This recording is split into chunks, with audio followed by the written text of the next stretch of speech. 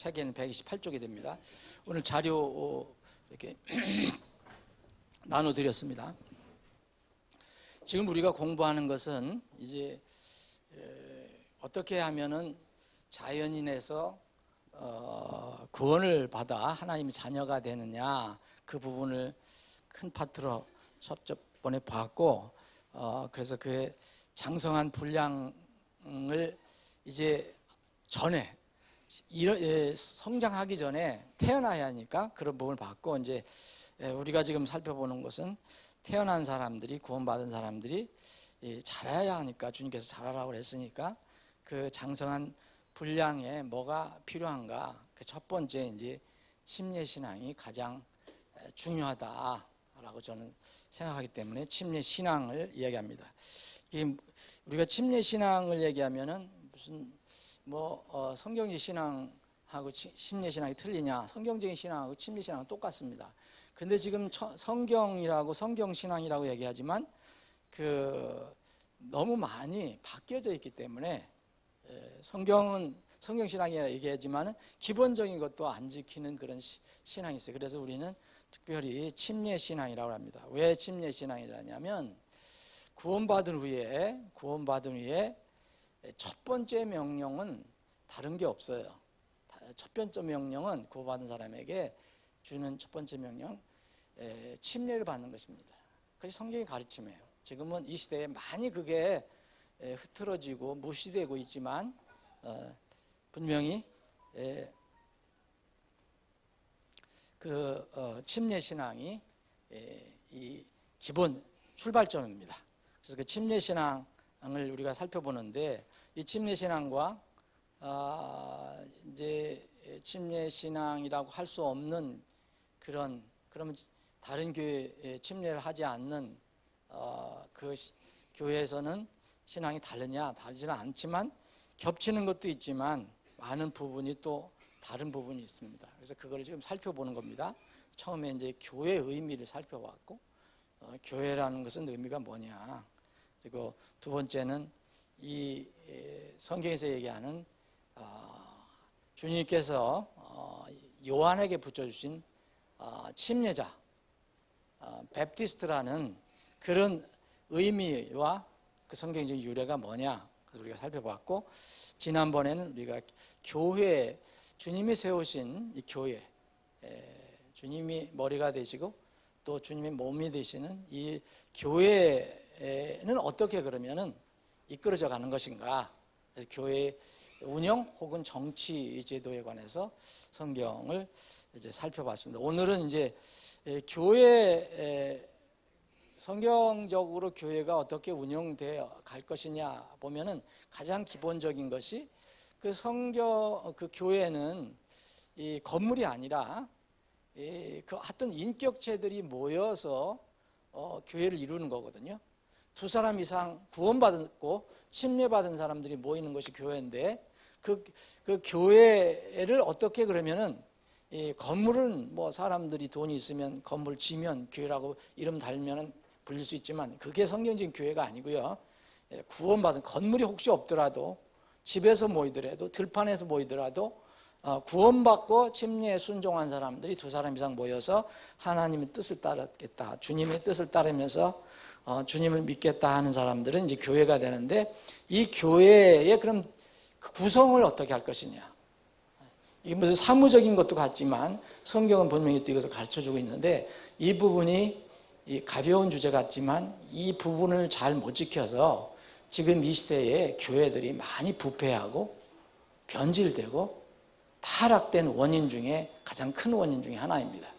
그 부분을 오늘 살펴보겠습니다. 그래서 신약교회, 우리는 구약은 하나님께서 선민은 아브라함을 부르셔서 민족을 세우시고, 그 아브라함을 이 피를 받은 사람들을 이제 이스라엘로 세워주셨지만, 신약교회는 유대인이든 이방인이든 예수 그리스도의 복음에 순종한 사람들은 다 이제 교회로 들어올 수가 있거든요.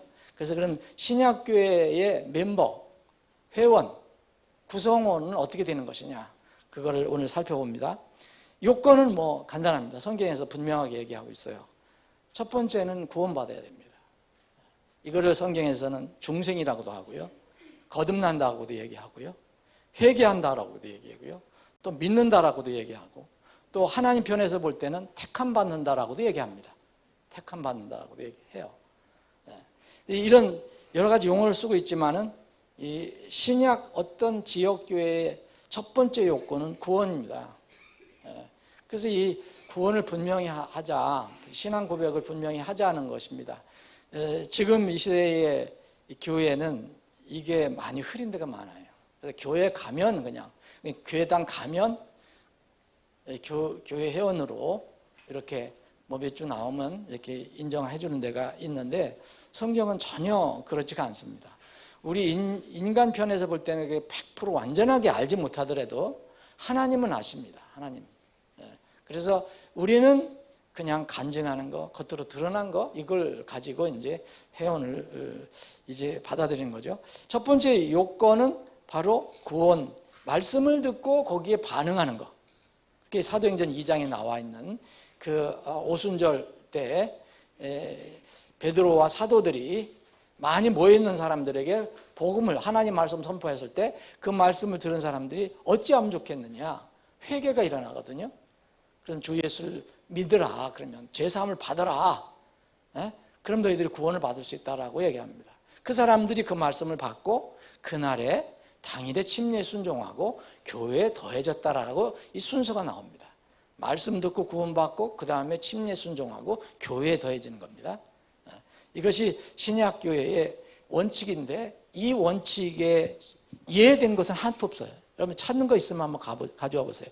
그거는 그런 게 있다 그러면 그것은 그것을 생략한 것뿐이지, 이 원칙, 예를 들어서 구원받지 않았는데 교회 회원이 됐다, 침례받지 않는데도 교회 회원이 됐다, 이런 이해는 없어요. 성경은 이렇게 한번 이렇게 정확하게 그 룰이 정해지면은 그 움직이지 않는 거예요. 근데 이 룰이 지금 많이 무너졌죠. 중요하게 생각지도 않아요, 사람들이. 그래서 교회의 회원은 바로 구원을 받는 사람들, 거듭나야 하는 사람들, 거듭난 사람들, 진정한 회개와 진정한 믿음이 있는 사람들. 물론 이것은 100% 우리가 완전하게 다 모릅니다. 사람은 이게 자기가 착각해서 간증할 수도 있고, 또 어떤 경우는 자기가 아니면서도 고백하는 사람도 있고, 그런데 하나님은 정확히 아시죠. 두 번째는 이제 구원받은 후에 이제 침례라는 겁니다. 조금 전에 말씀드렸지만 세상 사람들에게 첫 번째 명령은 회개하라예요. 회개하라. 모든 사람들한테 회개하라. 하늘의 왕국이 가까이 왔느니라. 이게 모든 사람들한테 주시는 첫 번째 명령이에요. 근데 이 명령에 순종한 사람들에게, 이 명령에 순종한 사람들은 뭐라 하냐면 구원받았다, 거듭났다, 중생했다, 회개했다, 다시 태어났다, 이런 경험을 한 사람들에게는 첫 번째 명령, 여러분들 잊지 마십시오. 이게 늘 말씀드리지만은 이게 약화되는 거죠. 이 첫 번째 명령은 바로 침례입니다. 순종하는 겁니다. 이 방법, 이 절차를, 이 순서를 바꿀 사람은 아무도 없어요. 지상 대명령이 바로 그 순서입니다. 그럼 너희는 가서 민족들을 가르치고 그랬잖아요. 가르치는 것은 선포하고 복음을 가르치라는 거죠. 그 다음에 아버지와 아들과 성령의 이름으로 그들에게 침례를 주고, 이 순서를 누가 바꿀 겁니까? 그 다음에 내가 명령한 것을 그들에게 가르쳐 지키게 하라. 이 순서는 변함이 없습니다. 그래서 주님의 그 신자들에 대한, 이미 구원받은 사람, 하나님의 자녀가 된 사람들에게, 거듭난 사람에게 주신 첫 명령은 기도도 아니고 헌금도 아니고 금식도 아니고 봉사도 아니고, 아닙니다.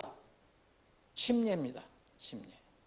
그래서 첫 명령에 순종하는 것, 이것이 귀한 것입니다. 이래야 교회에 이제 들어올 수 있는 거예요. 지역교회에. 그래서 구원, 침례, 이게 사도행전 2장에 그리고 그 위에도 다 그렇게 정리가 되어 있습니다. 그럼 신약교회 지역교회 회원이라면은 그 멤버라면은 당연히 우리가 과정을 몰라더라도 어떤 지역교회 침례 성도들의 모임의 회원이었다 그러면 그 사람은 구원을 간증한 사람이고 또 침례에 순종한 사람이라는 것을 우리가 알 수가 있습니다. 침례에 순종하면은 구원은 받아 하나님 자녀가 될 수 있지만은 그 지역교회는 못 들어오는 거예요. 지역교회는. 근데 요새는 이제 교회에 관련된 개념이 하늘에 모이는 개념. 하늘에는 침례에 상관없이 구원받은 예수님의 피가 있는 사람들은 다 거기서 모여서 한 무리가 되거든요. 근데 교회는 사실 지상에서부터 시작되는 거예요. 하늘에 시작되는 게 아니라 그 지상에서 시작되는 교회가 하늘에 모이는 거거든요.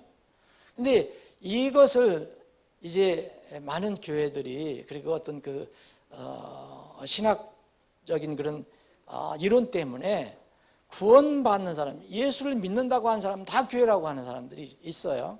이게 우주적인 교회론. 우리는 그걸 그렇게 믿지가 않습니다. 근데 대부분 지금 그렇게 하고 있어요. 지금. 뭐 침례의 교를 이렇게 간판을 단 그런 교회도 그런 경우가 있습니다.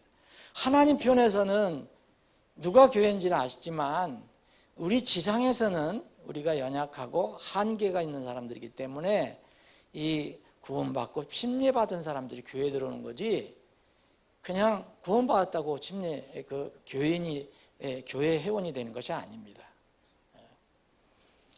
그래서 침례는 매우 중요한 것이다. 이게 침례는 구원을 받는 조건이 아니지만 주님께서 세우신 교회와 관련된 아주 중요한 주님의 명령이다. 이 침례는 또 왜 중요하냐면 자기 신앙의 간증이에요. 이번 우리 이번 캠프 때 참 기적, 그것도 이제 작은 기적이라고 보는데 그 세 어르신이 거의 몸도 안 좋으신 분들이 와서 침례를 받았잖아요. 그 거의 기적이에요. 그리고 비가 계속 왔는데 우리는 잘 쉬었지만 그 시간에는 또 비가 안 왔어요. 그리고 그게 끝나자 또 비가 오기 시작했어요. 이건 우연이라고 보지는 않아요. 저는 그 비가 와서 걱정을 해서 기도는 좀 했는데 들어주신 건지 안 들어주신지 모르지만 하여튼 그 세 어르신이 결단하고 난 침례를 받겠다. 우리가 강요한 것도 아니고 설명해드렸더니 순종했다고 그러거든요. 그러니까 그 와서 순종하실 때 하나님께서 그렇게 인도해 주셨다고 믿습니다. 그 시간은 비가 안 왔어요. 아무 문제가 없었어요. 그래서 또 비가 와도 장대 같은 비가 와도 순종하면은 그 아름다운 것입니다. 시베리아에서는 얼음을 깨고도 침례를 받았다는 그런 기록이 있습니다. 뭐든지 우리가 순종하는 게 중요한 것이지 환경에 따라서 우리가 이리저리 바뀌는 것이 중요한 것이 아닙니다. 그래서 그건 복입니다. 제가 보기에는 새 어르신은 복인데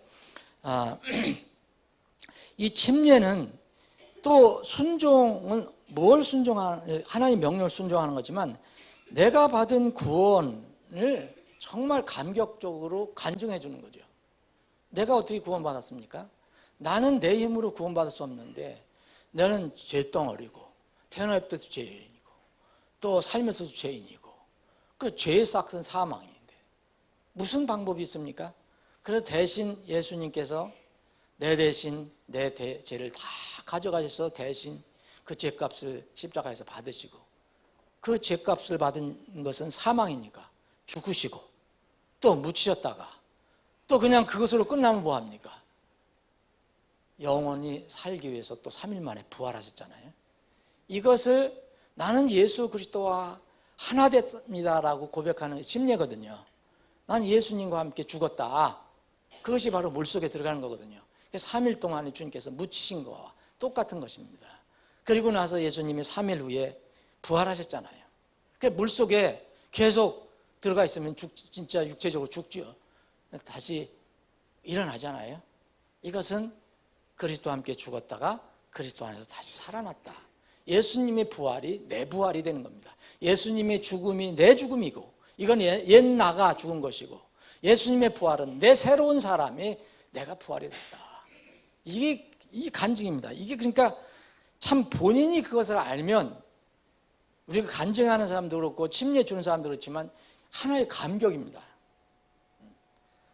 그냥 어떤 형식적으로 교회에 들어와야 되니까, 아니면 순종해야 된다, 그 차원을 넘어서 내가 예수님과 이렇게 연합됐구나, 그래서 동일화가 됐구나, 한 몸이 됐구나, 이걸 공개적으로 선포하는 행위이기 때문에, 초세기 교회에 특히 이제 성경에 나오지만 초세기 교회의 침례는 굉장히 뭐랄까 장엄하고 사람들이 감격하고 그랬다고 해요. 지금도 아주 핍박받는 곳에서 침례받는 사람들은 감동이 있어요. 근데 우리는 별 감동이 없어요, 요새. 그래서 지난 캠프 때는 그 감동을 좀 제가 받았습니다. 자, 이렇게 이제 신약교회의 요건은 구원과 침례다. 이 회원의 요건, 신약교회 회원의 요건은. 자, 그러면 어떻게 받아들이느냐? 이게 방법이 나옵니다, 성경에.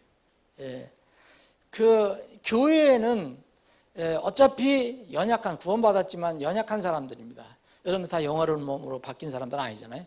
여러분 여전히 주님을 사랑하고 주님을 순종하지만 욕심 나오고, 때로는 화도 나오고, 또 고집도 나오고, 그게 인간이에요. 그래서 이런 사람들이 모인 것이 교회잖아요. 교회는요, 내가 원하는 대로 안 된다, 내 생각대로 안 된다, 내 생각과 틀리다, 그게 트러블이 나면 안 됩니다. 그거는. 이게 맞춰서 가는 거예요, 교회는. 그런 사람들이 다 모이는 것이에요. 전국에 가서는 그런 걱정할 필요 전혀 없거든요. 그럼 교회 안에 들어올 때는 이런 사람들이 모이니까 그래도 최소한도 성경에서 정해놓은 이런 방법을 따라야지 그 문제를 최소화할 수 있어요. 만약 이거에 우리가 신실하지 않으면 그 교회는 뻔해요. 보세요, 어떻게 돼가는가. 겉으로는 화려해도 속은 썩습니다. 겉으로는 우리가 연약하고 화려하지 않더라도 하나님 말씀을 따르는 교회는 강합니다.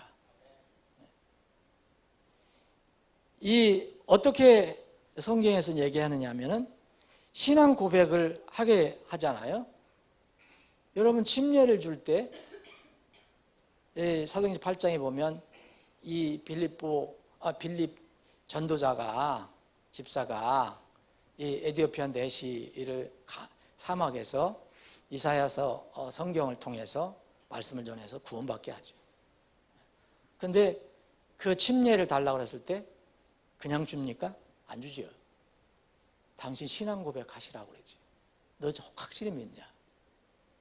그게 침례 전에 요건입니다. 그래서 자기가 신앙 고백을 합니다. 그래서 여러 번 하고, 물속에서도 제가 다시 묻잖아요.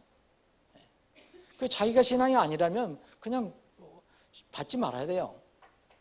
걸어 올라오면 돼요. 다음에 또 기회 있으면 받으면 되지 뭐. 이렇게 이제 신앙 고백을 통해서, 성경적인 침례를 통해서 이제 교회에 들어오는 겁니다. 지금 이제 우리 교회는 이 침례와 입회를 똑같이 동일시하지는 않아요. 이제 혹시 교회에 못 들어오더라도, 지역교회에 못 들어오더라도 나는 침례 순종하고 싶다 그런 사람들 우리가 침례를 줍니다.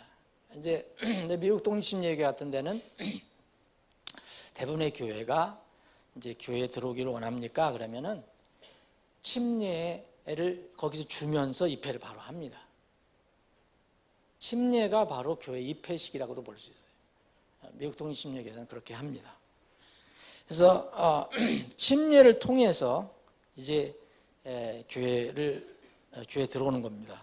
근데 비성경적인 침례는 교회에 들어올 수가 없습니다. 예를 들어서 구원받기 전에 이 의식을 하는 게 있잖아요. 그 중에 그게 하나가 이제 세례죠. 구원 이제 무슨 교회 가면 저도 구원에 확신이 없었는데 세례를 받았거든요. 다 그렇잖아요. 일반 교회 가면 대부분 뭐 구원의 확신 갖고 받는 사람도 있지만 구원 받기 전에 의식으로 받는 세례나 치면 이건 아무 의미가 없어요. 여러분, 그러면 행위로 하늘나라에 가려고 하는 것과 똑같은 겁니다. 구원 받기 전에 받는 것은 아무 의미가 없다. 기분은 조금 좋을지도 모르죠. 그리고 방식도 성경적으로는 분명히 얘기합니다. 물 뿌리는 것은 성경의 방식이 아닙니다. 이것은 이 AD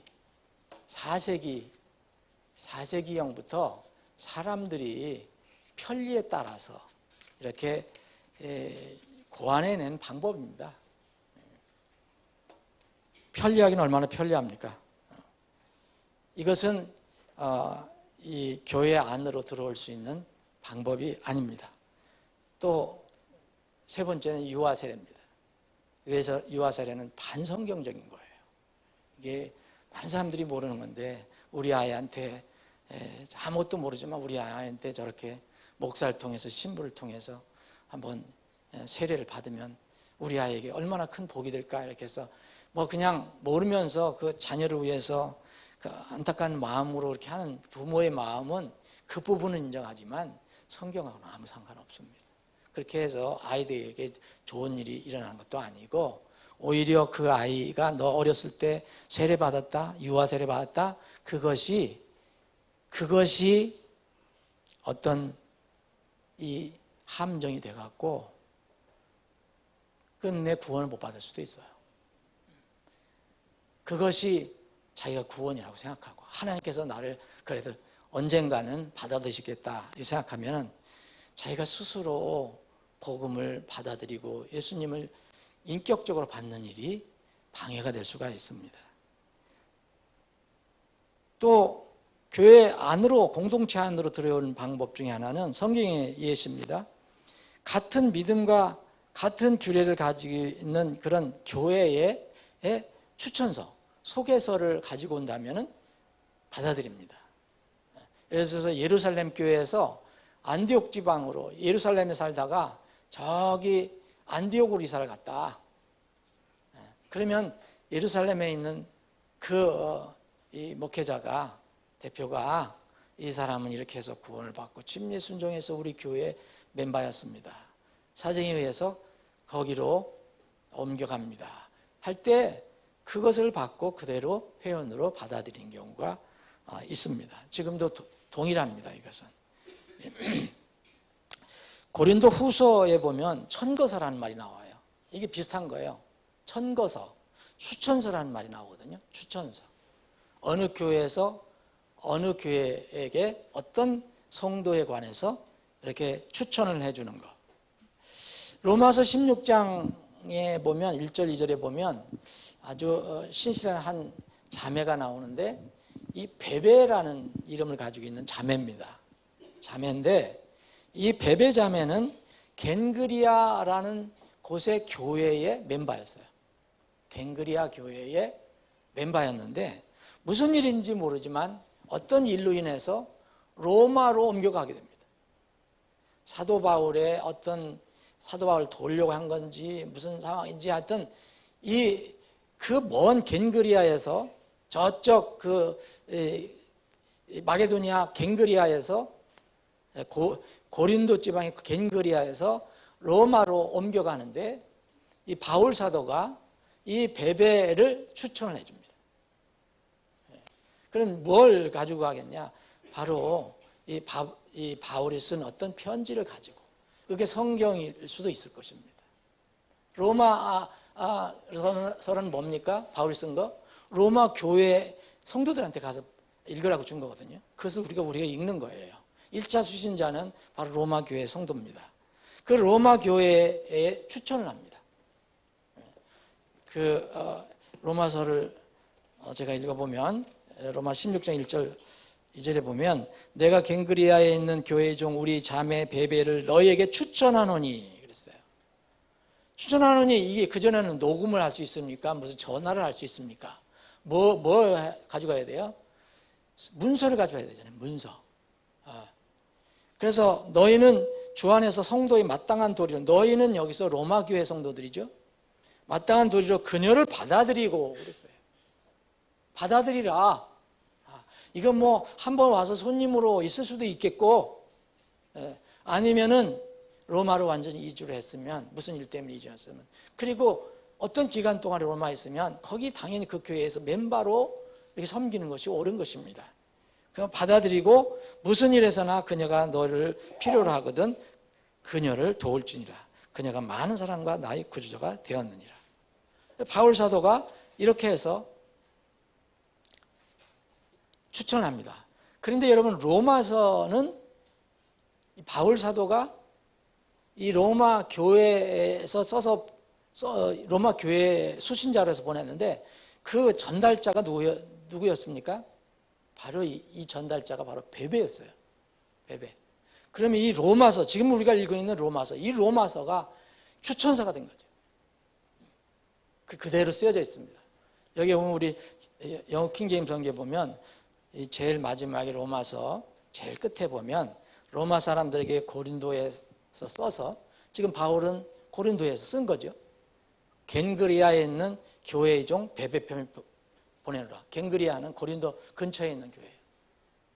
이 자매가 로마로 무슨 일이 있는지 이주를 하는데, 그 자매에게 이 로마서를 두루마리를 써서 보낸 거예요. 그걸 지금 우리가 가지고 있는 거예요. 그러니까 이 베베는 이 바울 사도의 추천서를 받았죠. 그래서 그 로마 교회의 멤버로서 어느 동안 일정 기간 동안 이렇게 활동을 했을 것입니다. 그 뒤로는 잘 몰라요. 또 이제 천거서가 없다 그러면 내가 어느 지역으로 이사를 갔다, 한 지역 교회에 또 성경적인 교회에 이제 들어가기를 원한다면, 이 천거서를 내가 어떤 사정서 못 받았다 그러면은 가서 자기가 내가 이렇게 해서 구원을 받았고, 이렇게 해서 거듭났고, 이렇게 해서 성경적인 침례에 순종했습니다라고 간증하면은 받아들이는 거죠. 그리고 여러분, 개인 간증이 이제 어려울 경우는 어떻게 하냐? 이 개인 간증 때문에 어려움을 당하는 사람도 있는데, 이제 어떤 분은 개인 간증을 입회할 때 간증을 아주 강하게 하는 교회가 있어요. 동침례교회 그런 데 있어요. 한국에도 좀 있는데, 그래서 앞에 나가서 간증을 해야 돼요. 구원받은 간증은 다 해야 돼요. 그래서 회중들이 예스 해야 된다고 그래요. 저는 한번 그걸 보질 못했는데, 근데 이 간증을 할 때 문제가 생길 수가 있어요. 왜냐하면 똑같이 말 잘하는 것도 아니고, 또 이 체험한 것이 조금씩 다르니까 이거에 대해서 받는 사람들의 또 의심도 있고, 그래서 성경에는 또 하나의 예시가 나옵니다.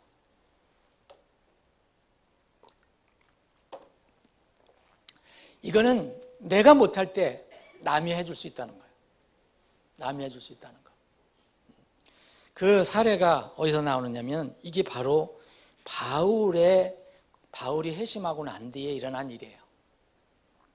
사도행전 9장에 보면 바울이 다마스커스로 가다가 다메섹으로 거기 그 예수님을 믿는 사람들을 잡아서 감옥에 가두기 위해서, 아니면 죽이기 위해서, 핍박하기 위해서 가다가 이 다마스커스 도상에서, 길에서 예수님을 극적으로 만나죠. 거기서 고꾸라지죠. 거기서 이제 거듭나게 됩니다. 그래서 구원받고 난 뒤에 어디로 가게 되느냐 하면, 사도행전 9장을 보시면 하나님께서 주님께서 인도하셔 다메섹으로 가라. 아나니아를 찾아가라. 이 아나니아라는 사람은 다마스커스의 어떤 모임의 한 형제였어요. 리더 같아요. 다마스커스 교회로 인도받습니다. 거기서 침례를 받아요.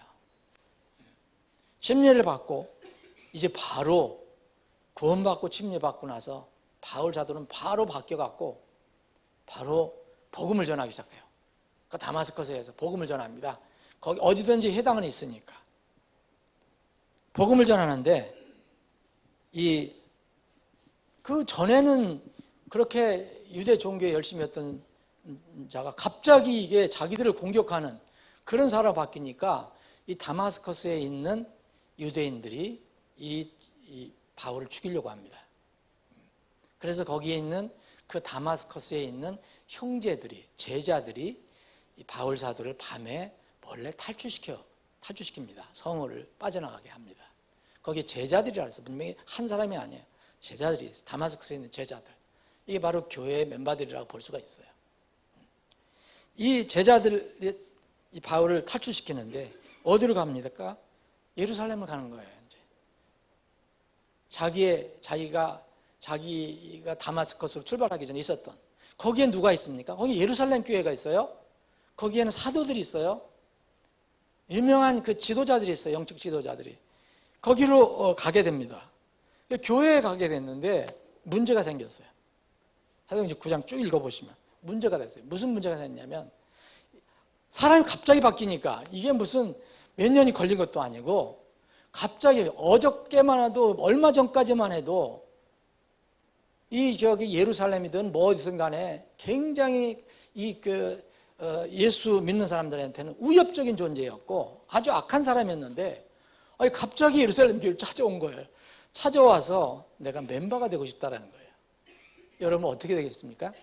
인간이 그래도 그런 환경을 무시 못해요. 분명히 바울이 거듭났지만 사람들이 여러분 거기 보시면은 사람들이 이 배를 받아주지 않습니다. 조인하려고 그러는데 사람들이 전부 의심하고 받아주지 않아요. 혹시 요새 얘기하면 간첩 아니야? 받아주지 않습니다. 그럴 때 대신 간증을 해줍니다. 그게 바로 바나바입니다. 바나바가 회중에 나와서 그 바울의 신앙 간증 체험을 그대로 얘기를 해줘요. 바나바는 아주 신임이 있었던 그 예루살렘 교회 멤버였잖아요. 그러니까 이 바나바의 이 대신 간증하는 것을 듣고 받아들이게 됩니다. 그래서 여러분 바울은 자신이 간증한 거 아니에요. 바나바가 했어요. 그래서 이것도 성경적인 방법입니다. 말 못하는 분 있잖아요. 그리고 거기 가면은 회중 앞에 나가면 완전히 이렇게 떠는 분들도 있고 눈앞이 막 깜깜하다는 사람이 있고 이런 사람들에게 강요하면 안 돼요. 간증을. 정말 진실한 건 마음에 믿는 것이 있는 것인가가 중요한 거잖아요. 이 예루살렘에서 이제 이렇게 하다 보니까 입회됐어요. 거기서 또 막 복음을 전하기 시작해요. 그러니까 거기는 더 심하잖아요. 죽이려고 그래요. 다소로 보내요. 다소 고향으로 보냅니다. 그러다가 고향으로 가서 어느 정도 있다가 바로 바나바가 이 바울을 다시 고향에 가서 찾아서 안디옥으로 데려옵니다. 안디옥 교회로 데려와서 이 안디옥 교회에서 같이 지내다가 안디옥 교회에서 선교사로 파송을 받는 거예요. 그래서 바울은 만약 교회 멤버십을 그대로 가지고 있었다면 잠깐 동안 저기에 그 다마스커스 교회에 적을 뒀을지도 몰라요. 그러다가 거기서 도망을 했잖아요. 할 수 없이 죽이려고 그러니까 예루살렘 왔어요. 예루살렘 와서 멤버가 됐어요. 거기서 또 죽이려고 하는 사람이 있으니까 고향에 잠시 다소에 피해 있다가 이제 바나바에 의해서 안디옥 교회로 인도함 받습니다. 안디옥 교회 분명히 멤버예요. 왜냐하면 여기서 멤버였기 때문에 여기서 성도들이 파송을 해줘요. 그리고 나서 바울 사도는 이 3차 전도 여행은 다 여기가 출발점이고 다시 돌아와도 자기 홈처치에 와서 다시 보고를 합니다. 여러분 그 성경이 그래서 그렇게 된 거예요. 예루살렘 내려왔다가 반드시 안디옥으로 올라가요. 안디옥으로 올라가서 이렇게 해서 했습니다. 왜냐하면 거기가 홈처치이기 때문에 자기를 파송한 것이기 때문에. 그래서 바울은 이제 이러한 그 교회의 멤버로서 활동을 했습니다. 바울이 이런 것을 가지고 있기 때문에 고린도전서 5장에 보면 그 멤버십을 강조하고 있어요. 너희들 중 멤버 가지고 있는 중에 이러한 사람 빨리 축출해라. 여러분 멤버십이 없다고 그러면 그걸 할 이야기가 없는 겁니다. 할 필요가 없어요. 뭘 축출하고 제명하고 받아들이고 할 게 뭐가 있습니까? 요새 이 소위 하면 성경을 믿는 교회라고 하는 데서도 멤버십에 대해서 관심이 없거나 등한히 하는 교회는 좀 마음이 안타까워요. 자기들은 뭐 자유롭게 성령이 인도하신 대로 한다는데, 성령이 인도하시는 것은 성경을 따르는 겁니다. 오늘 이 교회 멤버십에 관해서 봤습니다. 거기 권리와 그 임무는 여러분들이 한번 읽어보십시오. 임무 중에서 가장 중요한 것은 서로 사랑하는 거예요. 서로 사랑하는 거. 이게 무슨 권리, 의무인가? 이거 임무입니다, 임무. 예수님께서 요한복음 13장 34절 35절에 보면 내가 새 명령을 주노라 그랬어요.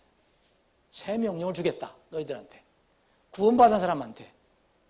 너희 서로 사랑하라. 내가 너희를 사랑한 것 같이 너희도 서로 사랑하라. 이유가 있습니다. 새 명을 주신 이유. 너희가 서로 사랑하면 이로써 세상 바깥에 있는 사람들이, 모든 사람들이 너희가 내 제자인 줄 알리라 그랬어요. 그러면 교회에서 갈등이 일어나고 서로 미워하고 서로 내 주장만 하고 내 목소리만 크고 이런 것이 밖에 들려지면, 보여지면요, 세상에선 저 사람들이 주님의 제자들이 아니야 라고 생각할 수가 있습니다. 아버지 하나님, 오늘도 저희들에게 믿음을 주셔서 하나의 집 모이게 하시고 말씀을 살펴볼 수 있는, 나눌 수 있는 기회를 주셔서 감사합니다. 아버지 하나님, 우리에게 섬길 수 있는 교회, 또 몸으로 연합할 수 있는 교회를 주신 것 감사합니다. 이 몸이, 이 교회가 바로 주님의 몸임을 늘 기억하고, 보이지 않는 주님을 뜨겁게 사랑하는 것은 교회를 사랑하는 것이라는 것을 늘 인식하고 살아갈 수 있게 해 주옵소서. 거룩하신 예수님의 이름으로 기도합니다. 아멘.